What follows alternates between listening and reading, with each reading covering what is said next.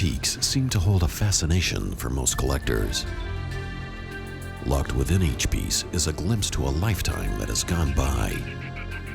But could the life force of the previous owner reside in each keepsake? Find out as Paranormal TV shows how some collectors brought home with them much more than they bargained for, with the truth be told story of haunted collectibles.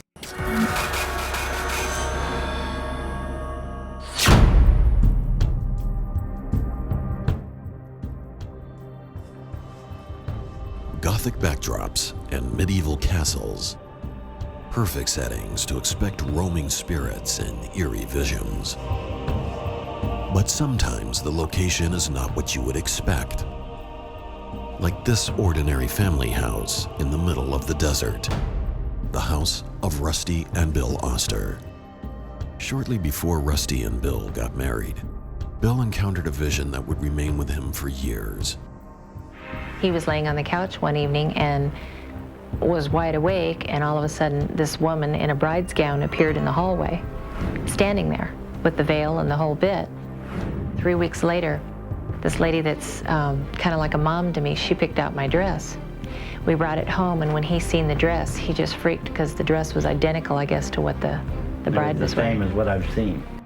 It made such an impression on them that today the dress has a special place in their bedroom.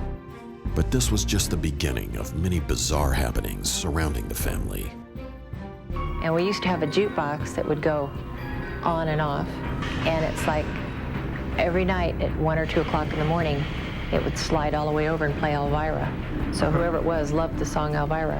And then we explained it, oh, it's probably Power Surges or something like that. But same time every night, about 1:30 in the morning, the jukebox would go off. Oddly, these incidents did not happen in the same time frame. They did not even happen in the same house. All of a sudden, this picture right here, nobody was near the organ or anything, come flying over this way right at him. It was like somebody just took it and heaved it at him. And he ducked, and he's, grabbing his hands going, whoa, whoa, and he broke the fall, and it didn't break, but it hit the carpet, and he turned around and he looked at me, he goes, did you see that? And I said, oh yeah, I saw it, and I started laughing, right? So a little while later, he goes on out there after he finished the table, and we set the picture back up. And all of a sudden, I'm standing there, and all of a sudden you hear this woman's voice, and you hear, ha, ha, ha, ha, ha, ha, ha, ha. And it was coming from the vent up there.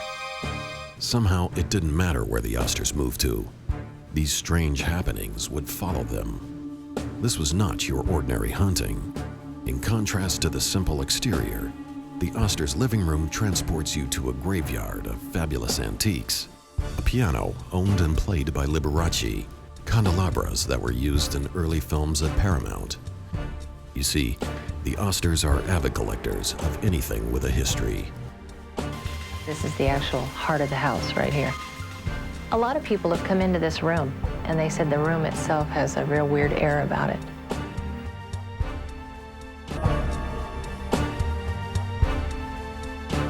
Shopping for antiques, the Osters have learned that sometimes they bring home more than just the ancient object. A few times, even causing some hair-raising moments. And I've always been intrigued with skulls, Back in my era, that was a big thing, Halloween parties and all of this stuff. One day, at a yard sale, Rusty bought a skull that was used as a candle holder. I didn't look at it that close. It was just a small one. From the time I brought it in the door, we had power surges. We had really weird stuff happening. We had bad luck. 5 cars in one day went down. And I lit this thing on the organ, and my mother-in-law walked in, and she just froze dead in her tracks. She says, did you really look at that thing? And I said, no, why? Turned out it was a human skull with ram's horns. I took the thing out in the middle of the street and busted it in a million pieces, and the minute I did it, everything just, our power come back on. It was all, I got goosebumps. It was all, a part of this whole deal. Another object attracted Rusty's attention. It's just a whiskey flask, and it was an antique. Well, it was nice and clean inside, and they had put a new liner in it and the whole bit. Well, I brought it home, and you could put water in it, shake it around, and pour it out, and you'd get water. Same thing with anything else, Kool-Aid, Coke, or whatever. I'd put whiskey in it, Jack Daniels, and shake it up and hold it for a few minutes, and you could pour it out and it would come out white, powdery milk. That's another thing I got rid of real fast. So that's why I believe some of the objects you get a hold of sometimes can either be good or bad. And it just seemed like those two certain pieces, the longer I held on to them, the worse luck I had. These days, a mysterious house guest is wandering around the Osters' home. With the laugh, we figured, well, it's obviously female, and she's not real crazy about him, so. Even their dog senses her presence. She'll be laying there and she'll be watching somebody or something. She'll turn around and She'll turn around and just stop and look at him and watch. And it's like she's watching somebody walk. And you don't see nothing there. There's nothing there. Or she'll cock her head and look at it, and it's like, you know, they're looking at something. Like something's there. That we can't see it. And I really think that there are spirits and stuff out there that maybe missed their call or whatever and working to get there. Which of the many antique pieces the Vanishing Lady refuses to let go of remains a secret. I don't think it's evil or nothing like that. Just, I don't know, like the picture coming down, I don't know how to explain it. I mean, it got my attention. Where other people might be scared out of their wits, the Osters take it all in stride.